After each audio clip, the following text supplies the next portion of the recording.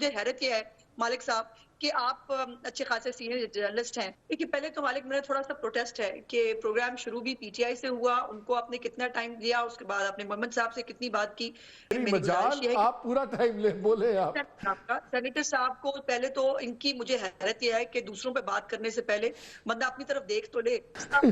हम चले जाते हैं। मेहरबानी। मोहम्मद साहब पहले आईएमएफ, अब ये जीएसपी वाली ड्रामा चल रहा है, फिर वो श्रीलंका की बातें, इतना खौफ क्यों फैलाते हैं आप लोग? बिस्मिल्लाहिर्रहमानिर्रहीम। देखिए इस तरह है कि आपने अली जफर साहब को सुन लिया है। अली जफर साहब वेरी सिंपली स्ट्रेट फॉरवर्ड उन्होंने कहा हाँ जी ये या हमारी कम्युनिकेशन में लैप्स हो सकती है या कोई मिसअंडरस्टैंडिंग हो सकती है और ये गलती थी। जब रऊफ हसन साहब से बात हुई थी आईएमएफ के लेटर के बारे में, उन्होंने कैटेगोरिकली कहा था कि हाँ जी मैंने लिखा है और उसका ये मफहूम था और ये वजूहात थी। Did we deny that thing? नहीं। हमारी इस वक्त जितनी भी कॉरेस्पॉन्डेंस होती है वो अगर किसी जगह पे इंटरनेशनल मीडिया के साथ, वो कह रहे हैं जीएसपी पे आप लोगों को पता है ब्लो बैक आएगा, आप लोग लोगों से करवा रहे हैं, खुद नहीं कर रहे। मुझे खत्म करने दें। तो अगर ऐसी कोई बात होती तो जो मेरी अंडरस्टैंडिंग है या अली जफर को पता होता या रऊफ हसन को पता होता और ये लोग उसको इस तरह कैटेगोरिकली डिनाई ना करते, उसके ऊपर कोई ना कोई जो बयान देना होता है या बयानिया देना होता है ये दे देते।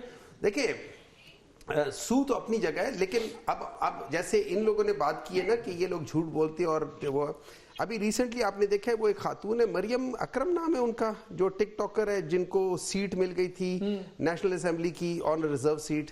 आपने उनकी तस्वीर देखी है कि 9 मई को जलते हुए बस के सामने पाकिस्तान तहरीक इंसाफ का झंडा लेके खड़ी थी।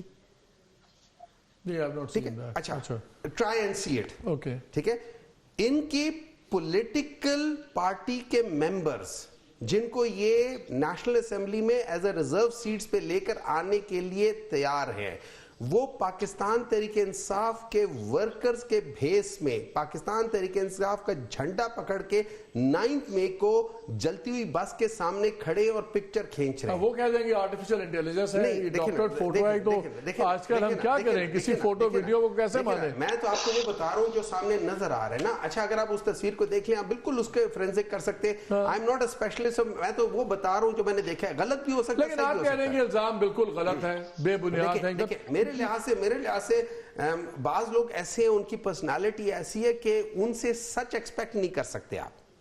अतातार अनफॉर्चुनेटली उनमें से एक है, unfortunately he is that kind of a person. आपने देखा हुआ है कि उनकी हरकतें देखी हुई है जब वो पंजाब असेंबली में थे और वो उनके हाथ में किताब थी अपनी क्या कह सकते हैं कॉन्स्टिट्यूशन की किताब थी, तो वो किस तरीके से हरकतें कर रहे थे। सम पीपल लाइक दैट, ठीक है, जिनकी एक हिस्ट्री है, सारी चीजें। अनफॉर्चुनेटली इट्स वेरी सैड कि इस तरह के लोग भी हैं। शू करें ना, लेके जाएं, नहीं वो तो करेंगे, वो तो देखिए he is the lawyer, Ali Zafar is the lawyer. देखिए पहले तो मालिक मेरा थोड़ा सा प्रोटेस्ट है कि प्रोग्राम शुरू भी पीटीआई से हुआ, उनको आपने कितना टाइम दिया, उसके बाद आपने मोहम्मद साहब से कितनी बात की। मेरे 2 जुमलों के बाद आप आगे बढ़ गए। मेरी गुजारिश ये है कि मुझे बात करने का मौका दीजिए अगर मैं इनवाइटेड हूँ आपके प्रोग्राम में। मेरी मजाल आप पूरा टाइम ले बोले आप। हम चले जाते हैं। मेहरबानी आपका। सेनेटर साहब को पहले तो इनकी मुझे हैरत यह है कि दूसरों पे बात करने से पहले बंदा अपनी तरफ देख तो ले।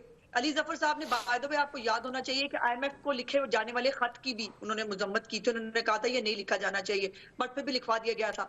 और अब भी जो इनके पीछे है वो सामने तो आ जाएंगे, ये तो नहीं है कि नहीं वो छुप नहीं पाएंगे। अंदाजा लगाइए, मरियम इकराम के बारे में एक तस्वीर देख के उन्होंने उसके ऊपर नैरेटिव बिल्ड कर लिया और उनको ये पता ही नहीं है, उनका हकायक से लेना देना ही नहीं है कि ये मौसूफा उनकी पार्टी की मेंबर रही है और 9 मई के बाद उसने अपना किबला दुरुस्त किया था। इसीलिए तो उसके खिलाफ पार्टी के अंदर से रिजल्टमेंट आई कि जुम्मा 8 दिन हुए इनको खातून को पार्टी में आए हुए, इनको जो है इतना बड़ा ओहदा किस चक्कर में दिया जा रहा है, इनको एमएनए क्यों बनाया जा रहा है। तो इनका प्रॉब्लम ये है कि इनका हकायक से कोई लेना देना नहीं, दूसरों को बात करना इनको बहुत अच्छे से आता है, इनको शौक बहुत है।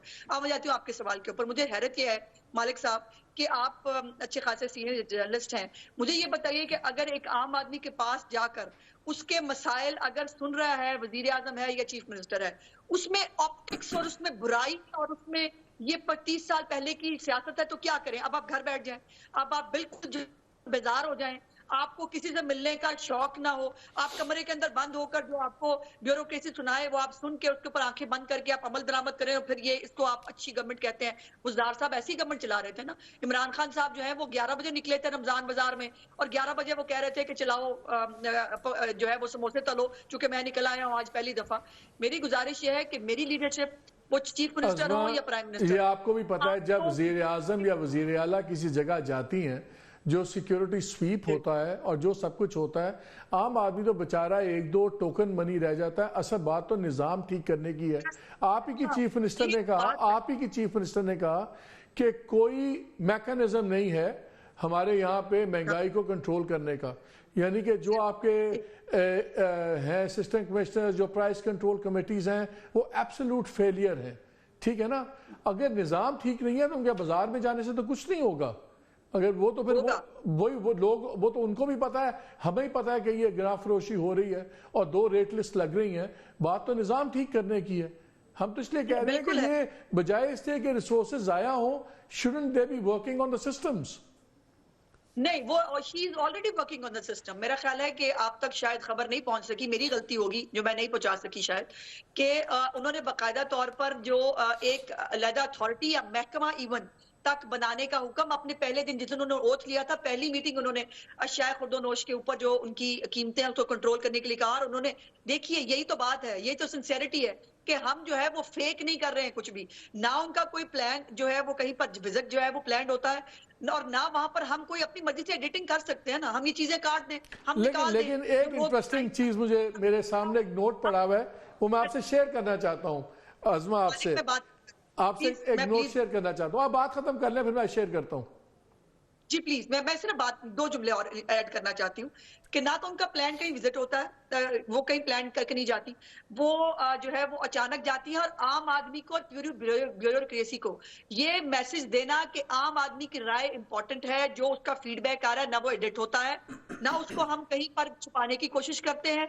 और ये एहसास कि आपका, आप देखें तो सही लोगों के सेंटीमेंट क्या है, जहां भी वो जाती हैं लोग कितना खुशी का इजहार करते हैं कि हमें कोई सुनने वाला है, हमें डायरेक्ट सुनने वो तो जो भी जाता है करते हैं। लेकिन मैं अभी, आपने एक बात की कि आप क्या चाहते हैं कि हमारे वज़ीर आला या वज़ीर आज़म जो हैं वो ब्यूरोक्रेसी की बातों में बंद कमरों में एतबार कर लें। सुन लें जरा दूसरी तरफ क्या हो रहा है। जब पीटीआई की गवर्नमेंट थी तो 125 से 150 सिविल अवार्ड्स होते थे हर साल।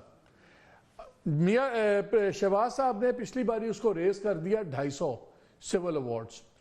अब अनाउंस कर दिए हैं 700। इससे तमाम सिविल सर्वेंट्स हैं, पुलिस वाले, ब्यूरोक्रेसी वाले, कोई पीएसपीएम्स हैं जो पंजाब में हैं, चीफ सेक्रेटरीज हैं, आईजीपीज हैं। मसलन करंट आईजीपी पंजाब जो है और सीएस चीफ सेक्रेटरी पंजाब हैं, इनको भी अवार्ड मिल रहा है। इनको उन्होंने अपॉइंट किया, फिर केयर टेकर में भी रहे आगे। मुझे जरा बता देना, करंट आईजी पंजाब ने या करंट चीफ सेक्रेटरी ने कौन सी ऐसी एक्स्ट्रा ऑर्डनरी मेरिटोरियस सर्विसेज दी हैं कि आप उनको सिविल रिवॉर्ड्स दे रहे हैं मार्च के अंदर। जब आप लोग एक तरफ कहते हैं, चीफ मिनिस्टर कहती है निजाम नहीं है जी, कोई मैकेनिज्म नहीं है, वो बात कर रही है ब्यूरोक्रेसी के फेलियर की, निजाम के फेलियर की।